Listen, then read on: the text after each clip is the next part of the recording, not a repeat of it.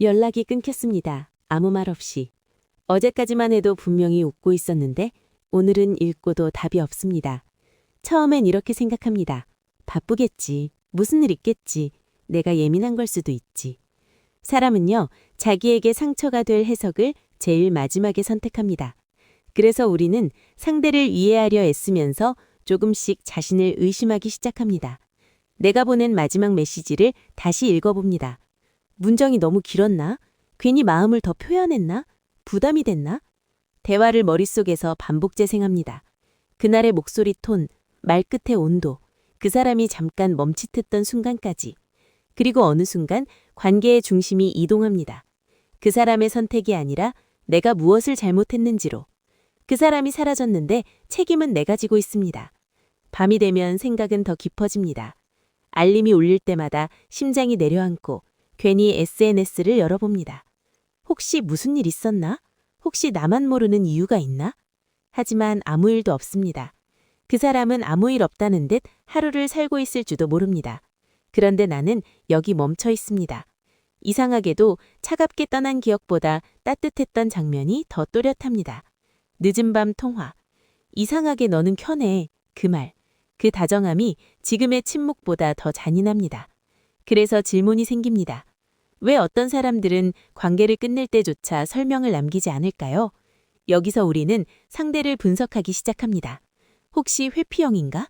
감정이 식은 건가? 다른 사람이 생긴 건가? 하지만 사실 더 중요한 질문은 따로 있습니다. 왜 나는 설명 없이 떠난 사람을 이렇게 오래 붙잡고 있을까? 끝이 없는 이야기. 마지막 장이 찍 튀어나간 소설처럼 관계는 중간에서 멈춰 있습니다. 사람의 뇌는 미완성을 견디지 못합니다. 그래서 우리는 답을 만들기 시작합니다. 그 사람은 원래 그런 사람이 아니었어. 타이밍이 안 맞았던 거야. 조금만 기다리면 연락 올지도 몰라. 이건 희망일까요? 아니면 미련일까요? 그리고 어느 날 정말 아무렇지 않게 그 사람에게서 메시지가 옵니다. 잘 지냈어? 딱 한 줄. 그 순간 심장이 내려앉습니다. 기다렸던 걸까요? 아니면 두려웠던 걸까요? 반가움과 분노가 동시에 올라옵니다. 여기서 1차 감정 클라이맥스가 시작됩니다. 다시 기대가 생깁니다. 이번엔 다를지도 모른다는 생각. 하지만 동시에 무서워집니다. 또 반복되면 어떡하지? 이 장면에서 우리는 이미 알고 있습니다. 문제는 그 사람이 왜 연락했는지가 아니라 내가 왜 아직 흔들리고 있는지라는 걸. 그리고 1막은 이 질문으로 끝납니다. 왜 나는 이런 사람에게 더 끌렸을까? 메시지는 단 한 줄이었습니다. 잘 지냈어? 마침표도 없고 이모지도 없습니다. 그런데 그 한 줄이 며칠을 흔들어 놓습니다. 우리는 여기서 착각합니다. 저 사람이 나를 다시 찾았다고. 하지만 사실은 내가 아직 그 자리에 머물러 있었던 겁니다. 답장을 보내기 전 우리는 이미 수십 개의 시나리오를 씁니다. 차분한 척할까? 아무렇지 않은 톤으로 보낼까? 아니면 일십할까? 그 짧은 고민 속에서 드러나는 게 있습니다. 나는 아직 이 관계의 주도권을 상대에게 쥐어주고 있다는 사실. 그리고 그날 밤 우리는 또 SNS를 엽니다. 의식하지 못한 채 그 사람의 프로필로 들어갑니다. 최근 게시물, 새로운 사진, 스토리 업데이트. 어제까지만 해도 조용했던 계정이 오늘은 유난히 활발해 보입니다. 친구들과 웃고 있는 사진, 카페에서 찍은 감성적인 장면, 요즘 정신없네라는 가벼운 멘트. 이상하죠? 나와는 연락을 끊었던 사람이 세상과는 아무 문제 없이 연결되어 있습니다. 그 순간 가슴이 철렁 내려앉습니다. 나만 진지했나? 이 질문은 자존감을 직접적으로 건드립니다. SNS는 증거처럼 보입니다.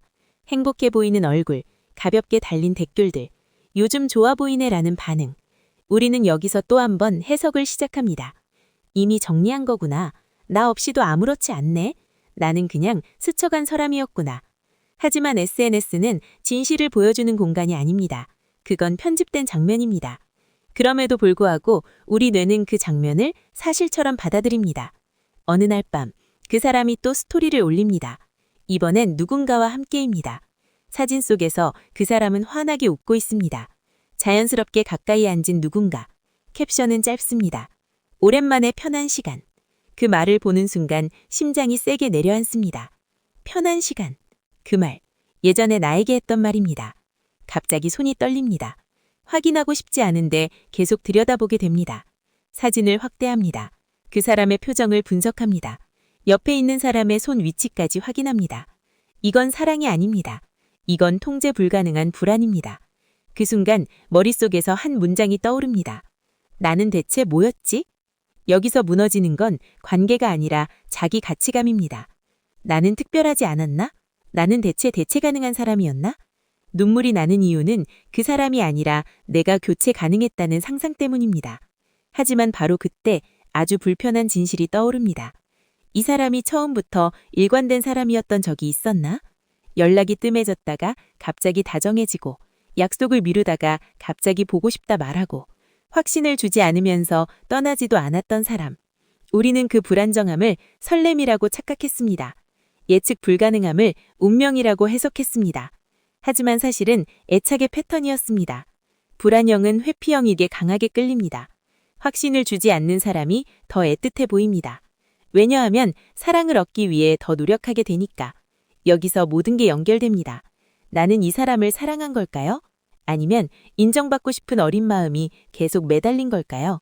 그 사람은 여전히 메시지를 보냅니다. 가볍게, 아무 일 없다는 듯. 하지만 이제 마음이 예전처럼 반응하지 않습니다. 아픕니다. 그런데 동시에 이상하게 선명해집니다. 이 관계는 처음부터 나를 흔드는 구조였다는 걸. 그리고 그 순간 가장 중요한 깨달음이 시작됩니다. 나는 이 사람을 잃어서 힘든 게 아니라 이 관계 안에서 작아졌던 나를 떠올리고 싶지 않아서 힘들었던 겁니다. 이건 사랑의 문제가 아니라 자기 존중의 문제입니다. 이제 선택이 남았습니다. 다시 그 롤러코스터에 올라탈 것인가? 아니면 처음으로 내 감정을 기준에 둘 것인가? 그 사람의 메시지를 한참 바라보다가 문득 이런 생각이 듭니다. 이번엔 다르게 해볼 수 있을까? 예전 같으면 반가움이 먼저였을 겁니다. 조심스럽게 말 고르고 괜찮은 사람처럼 보이려 애썼을 겁니다. 하지만 이번에는 가슴이 먼저 묻습니다. 이 관계 안에서 나는 편했나? 대답은 조금의 망설임도 없이 나옵니다. 아니요. 나는 늘 눈치를 봤습니다. 답장이 늦으면 불안했고 말투가 차가우면 하루가 무너졌습니다. 확신을 얻기 위해 더 다정해졌고 버림받지 않기 위해 더 이해하는 척했습니다. 그건 사랑이 아니라 불안에 대한 생존 전략이었습니다. 핵심은 이것입니다. 나는 그 사람을 잃는 게 두려운 게 아니라 다시 혼자가 되는 감정을 견디기 싫었던 겁니다. 그래서 모호한 관계라도 붙잡고 있었던 겁니다. 그래도 완전히 끝난 건 아니잖아. 이 문장은 희망처럼 보이지만 사실은 유해입니다. 끝을 미루는 선택. 하지만 미완성은 계속 마음을 갉아먹습니다. 그날 밤 메시지 창을 열어둔 채 가만히 앉아 있습니다. 답장을 보내면 이 관계는 다시 이어질 겁니다. 하지만 그건 같은 구조의 반복입니다. 다정함 중에서 거리감, 침묵 중에서 불안, 불안 중에서 연락, 연락 중에서 안도. 이 패턴을 나는 이미 알고 있습니다. 그런데도 익숙하다는 이유로 다시 들어가려 합니다. 우리는 흔히 이별을 누군가를 끊는 것이라고 생각합니다. 하지만 더 어려운 건 내 반응을 끊는 것입니다. 그 사람이 아니라 내가 흔들리는 방식을 멈추는 것. 그는 문득 자신에게 묻습니다. 나는 왜 이런 사람에게 더 끌렸을까? 답은 잔인하게 단순합니다. 확신을 쉽게 주는 사람은 내가 노력하지 않아도 됩니다. 하지만 확신을 주지 않는 사람은 계속 애쓰게 합니다. 애쓰는 만큼 사랑이 커진 것처럼 느껴집니다. 사실은 불안이 커진 것뿐인데도. 그는 처음으로 자기 어린 시절을 떠올립니다. 칭찬받기 위해 노력하던 기억, 사랑받기 위해 눈치 보던 순간들, 조건이 붙은 인정. 그래서 그는 무의식적으로 익숙한 감정을 찾았습니다. 조금 부족한 확신. 그래야 내가 더 노력할 수 있으니까. 그래야 내 존재를 증명할 수 있으니까. 이건 사랑의 문제가 아니라 자기 가치 증명의 문제였습니다. 메시지 알림이 또 한 번 울립니다. 왜 답 없어? 짧은 문장. 예전 같으면 심장이 쿵 내려앉았을 겁니다. 하지만 이번에는 조용합니다. 이상하게도.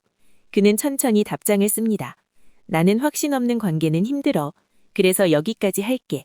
보내기 버튼 위에서 손이 잠시 멈춥니다. 이건 그 사람에게 보내는 문장이 아니라 자기 자신에게 하는 선언이기 때문입니다. 그리고 누릅니다. 전송 완료. 그 순간 극적인 해방감은 없습니다. 눈물도 납니다. 아픕니다. 하지만 이번 아픔은 다릅니다. 상대에게 버려진 아픔이 아니라 스스로를 지킨 뒤의 통증입니다. 그는 깨닫습니다. 이별은 누군가를 잃는 사건이 아니라 자기 기준을 세우는 과정이라는 걸. 며칠 후 SNS를 열지 않습니다. 굳이 확인하지 않습니다. 왜냐하면 이제 중요한 건 그 사람이 아니라 내가 어떤 관계를 원하는지이기 때문입니다. 관계의 기준이 바뀌면 끌리는 사람도 바뀝니다. 불안이 아니라 안정이 설렘이 되는 순간, 확신이 지루함이 아니라 평온함으로 느껴지는 순간, 기는 이제 압니다. 설명 없이 떠난 사람이 특별했던 게 아니라 설명 없이도 붙잡고 있던 자신의 패턴이 문제였다는 걸. 이 이야기는 특정한 한 사람의 이야기가 아닙니다. 아마 여러 번 반복됐던 감정의 구조일 겁니다. 연락이 끊기면 불안해지고, 다시 오면 설레고, 또 반복되고. 하지만 진짜 질문은 이것입니다. 나는 언제까지 나를 흔드는 사람을 사랑이라고 부를 건가? 그리고 더 중요한 질문, 나는 언제 나를 편안하게 해주는 관계를 선택할 준비가 될까?